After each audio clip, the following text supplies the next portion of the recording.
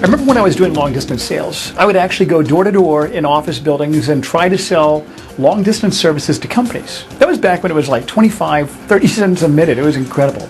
Remember those days? Well, I remember in some buildings they would have signs that would say no soliciting. Now that didn't pertain to me because I wasn't soliciting. I was there to solve problems. So I would come into an office and I would do a cold call, just dropping in, trying to meet with a manager. And I would come in there, and when I first started doing this, I would say, hi, who is it that makes the decision to change long distance carriers? And the receptionist would tell me, we're not interested, get the heck out of here. So later on I learned, if I walk in there and I found out who the operations manager was, I would come in with my card, hi, Scott Love, here to see Bob. I would just say it like that, real confident. And most of the time, they would go and get him and bring him out, and I would have my meeting, and I'd be able to sell them the service. When I got into recruiting back in 1995, it was very similar. I realized that Gatekeepers, the receptionist, is the one that is more like a sentry. When you think of a receptionist, I'm not going to say the word gatekeeper because they're not really keeping a gate. They're a sentry. They're there to keep you out of their company. How do we get past the sentry, the receptionist in an organization, whether it's to recruit candidates or to source that organization to find out who holds what title or to gain a new client? Well, we have to look at where they are fundamentally in the organization. If you look at an organizational chart, the receptionist is at the bottom. Not at the top, not at the middle, but at the very bottom within the organization. On a scale of 1 to 10, how much political power do they have within their own company? 0.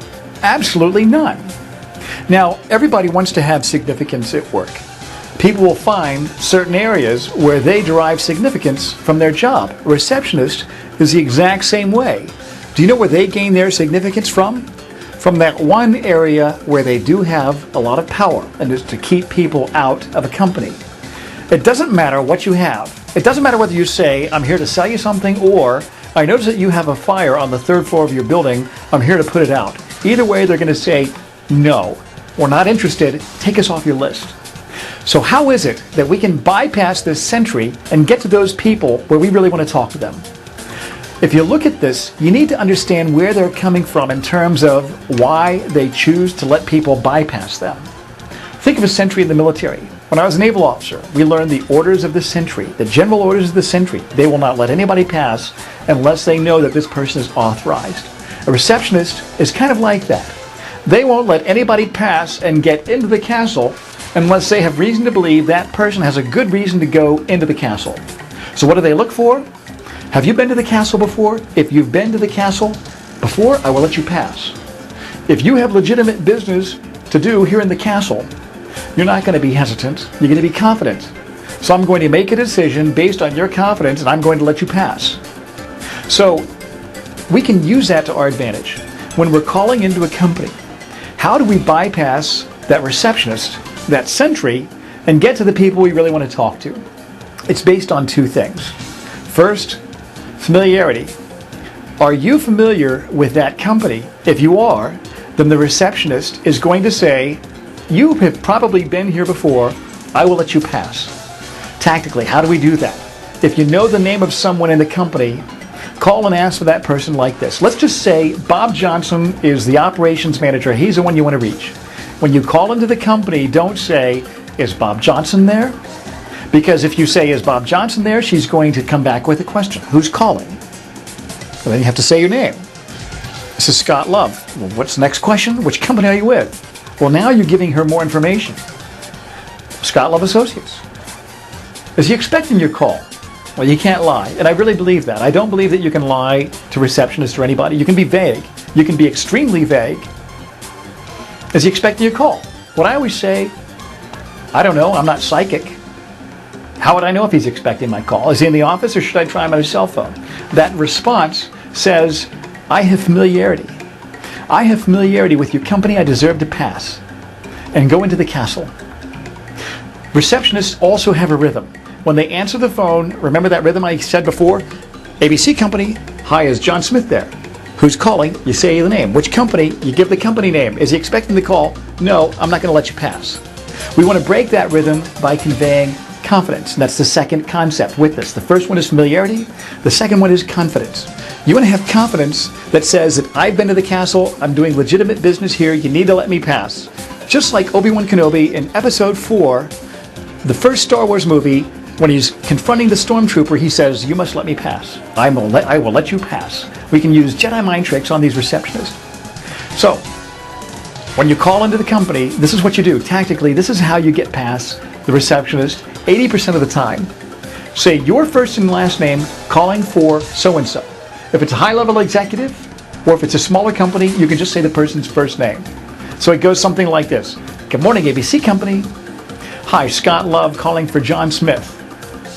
That does two things. First, it conveys familiarity and confidence. Secondly, it says that you're not having to ask who he is or if he's there. You're taking control of the conversation.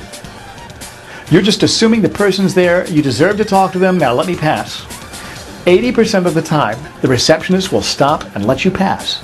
Because of two things. Because, well, you obviously have been to the castle before, even if you haven't, even if you don't know who that person is, you still say it that way. And secondly, you have the confidence. I deserve to be here. Now, what happens if the receptionist starts asking questions? I always say you want to mimic the type of tone that you're getting from that receptionist. If I'm calling Atlanta and I get a very sweet person on the other end of the line and she's asking me questions, I'm going to build a rapport and I'm going to be sweet to her also. If I'm calling New York City, and the one thing I love about calling into New York is that you always know what you're going to get. You're going to get a witch with an attitude, most of the time.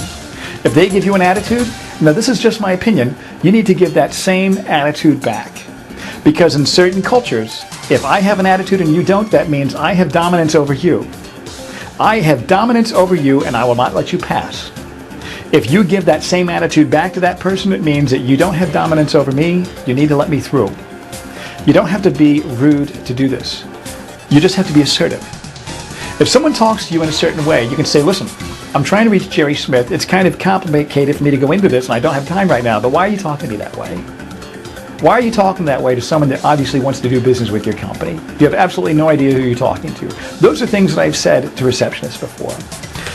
You don't have to have a cocky attitude, but a confident attitude, assertive. You're asserting yourself. We all train people on how to treat us.